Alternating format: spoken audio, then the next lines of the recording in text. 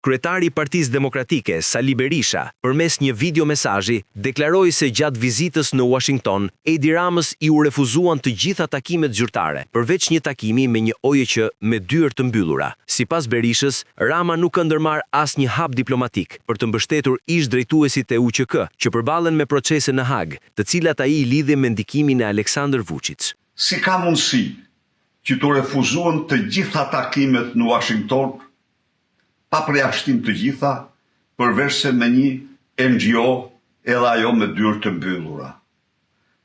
Duhet të bësh transparencë shqiptarëve. Nuk ishte në udhëtim privat, po ishte përfaqësues i Shqipërisë në një forum prestigjioz siç është Bordi i Paqes. Pra, cila është arsyeja që tu refuzua çdo takim që kërkove, qoftë gjatë qëndrimit aty, qoftë paraprakisht. Unë e di që ti nuk do flasish, por heshtja jote do flet më shumë se sa çdo gjë tjetër në këtë rast. Diplomacia megafonit për dramën e madhe që po luhet në Hag kundër ish udhëheqësve politik të luftës çlirimtare dhe të Kosovës është në vlerësimin tim as pak e dobishme.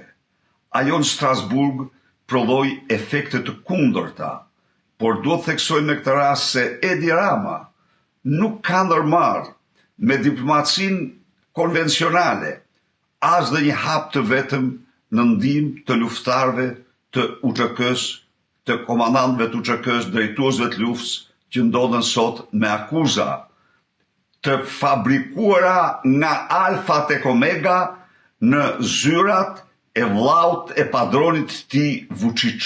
Lubi Balluku t'i hiqet imuniteti dhe asnjë pengesë drejtësisë, ndërkohë që ky ka 4 ditë nga Washingtoni dhe rrugës dhe kudo që negocion dorëzimin e lubisë me kusht që linda e tij të mos thirret në skap.